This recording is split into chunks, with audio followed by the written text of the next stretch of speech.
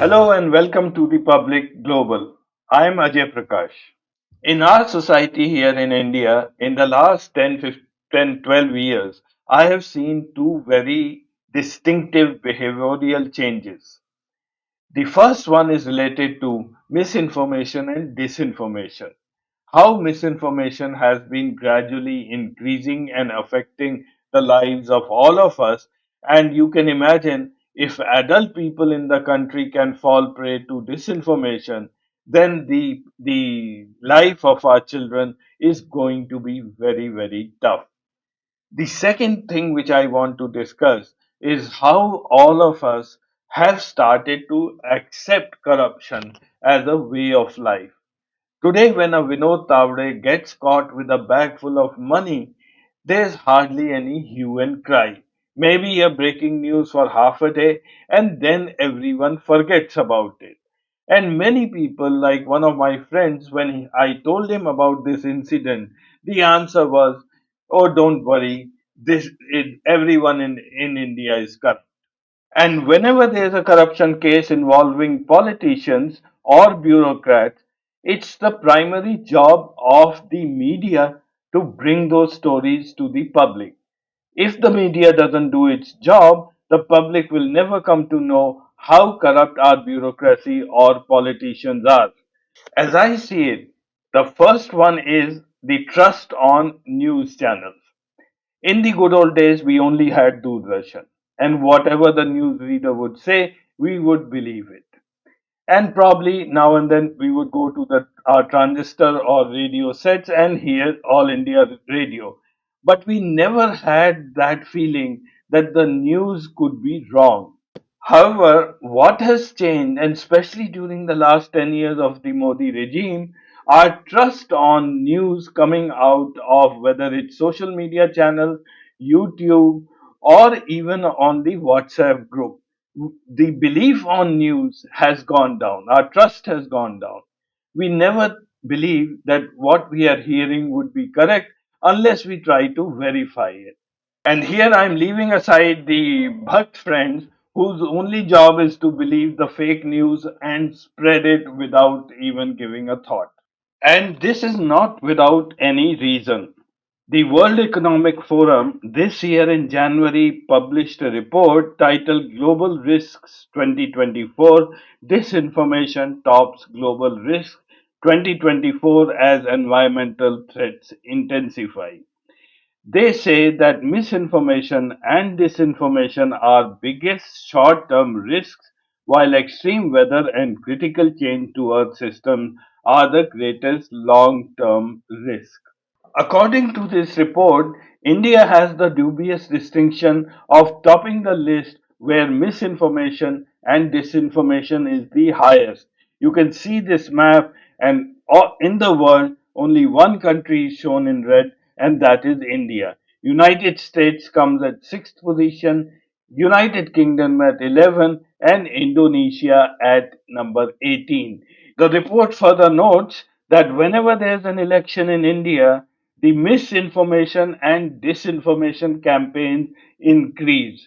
Presence of misinformation in the electoral process is seriously destabilizing the legitimacy of the newly elected governments. And if you have been following the Indian elections, this statement appears to be quite true.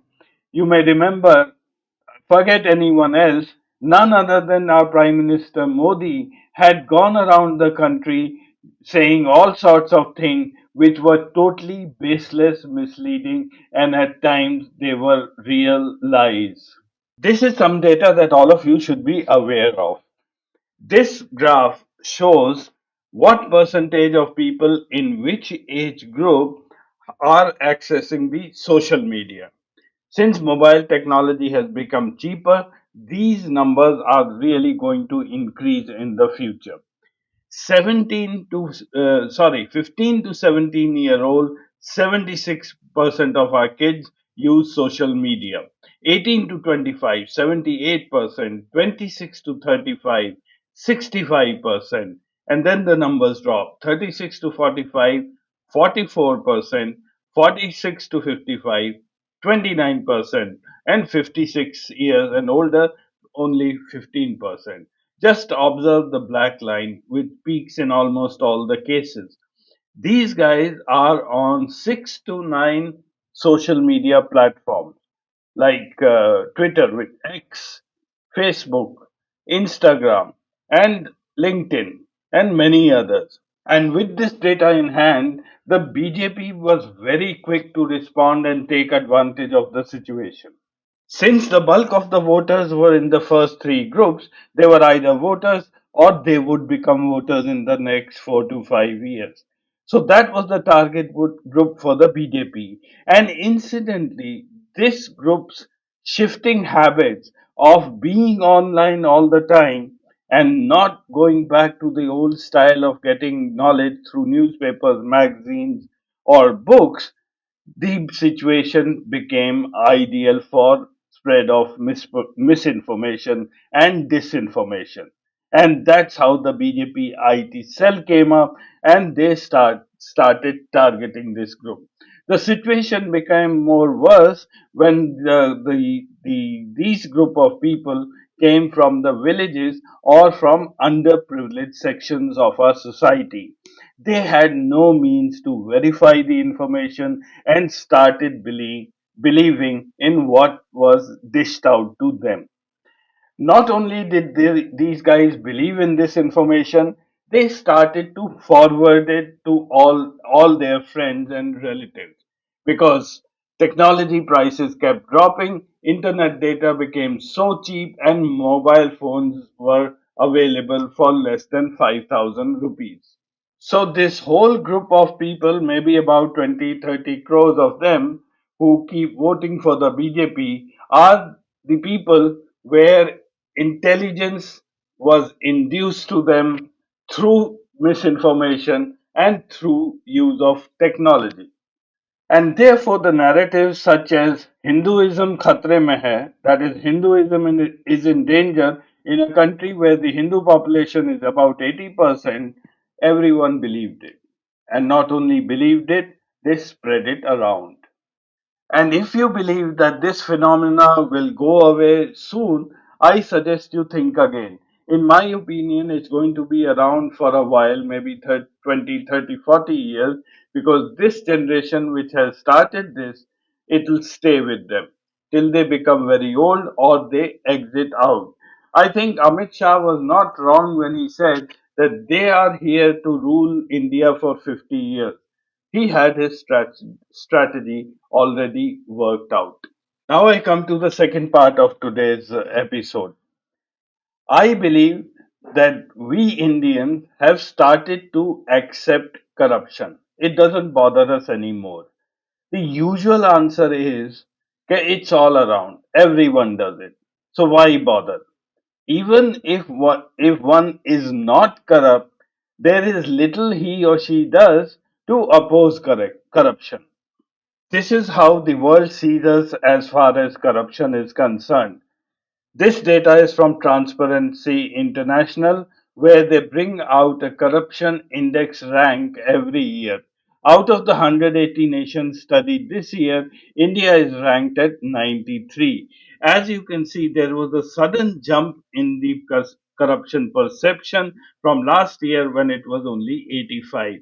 And from 2015 onward, this corruption rank has been steadily rising. The last time the corruption rank was over 90 was in 2012 2013 when UPA 2 was in power. Transparency International calls it the Corruption Perception Index. That means how the world views you. It may not exactly map onto the real situation of corruption within that country. One of my friends had forwarded this cartoon the other day, and I think it very aptly described the situation of corruption within the world. On the left side is Nixon. They are talking about the grand old party, the Republicans. On the left hand side, Nixon says, "I'm not a crook." On the right hand side, it's Trump who says, "I'm a crook, so what?" I think it's absolutely applicable in India. You can change the faces to any of our politicians or prime ministers over the years, and it will still hold good. I will now tell you a few stories right from Prime Minister Nehru's time to Indira Gandhi and to Modi's time. How the corruption perception has changed over the years. Let's start with Prime Minister Modi. Here's my list, which I think were the eight biggest scandals which happened during Modi's regime. First one was demonetization in 2016, totally unplanned, uncalled for, and never met the objectives which he had announced in public, but probably met the objectives which he had in mind. GST implementation, the way it was announced, middle of the night with a bell ringing in the parliament, just because Modi wanted to replicate something which Jawaharlal Nehru had done at time of independence. It only resulted in messing up the lives of lakhs of small traders. It could have been handled better. Rafael contract, don't want to get into that. So much has been said. Anil Ambani was brought in, HAL was thrown out, and the price negotiation. Well, anyway, the Supreme Court says there was nothing wrong in it. Handling of the corona. Much was desired from Modi, much more was desired from him. He was a prime minister. Millions of people were left hanging on the road in different cities when he announced a lockdown overnight. PM Cares Fund. It's a publicly owned fund, yet the public doesn't know about it. When you ask the NRTI, it says it's a private fund. So till date, we don't know what kind of fund it is, and it has not been audited for the last couple of years. Operation Lotus. It keeps happening now and then in various states. There are a lot of rumors how MLAs or MPs are bought.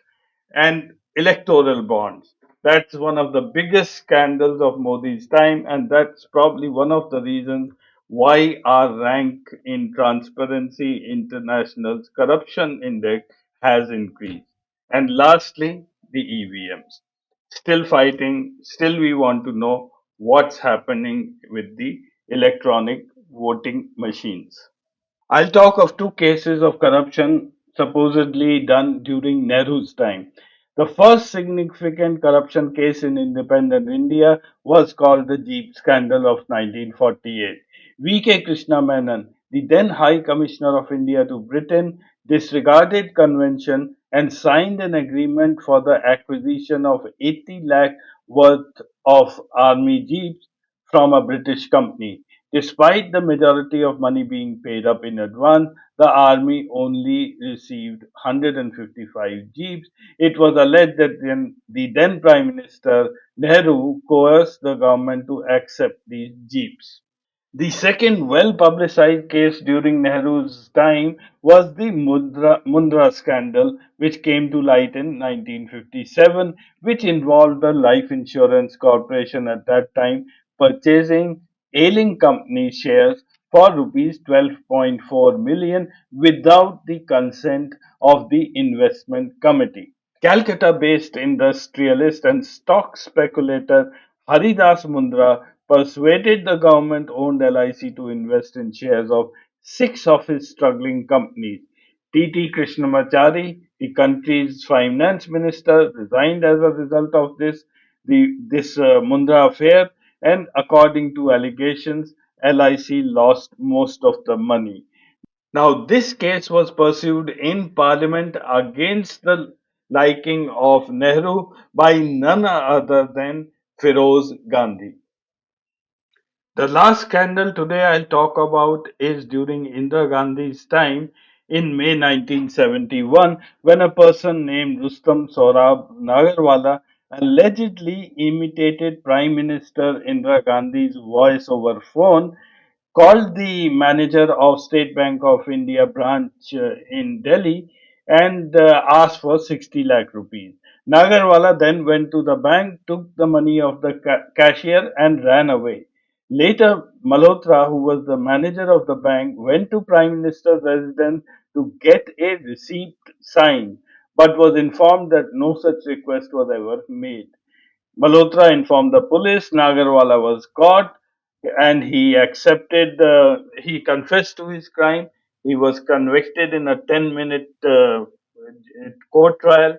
Nagarwala was put in 4 years jail and died while in custody.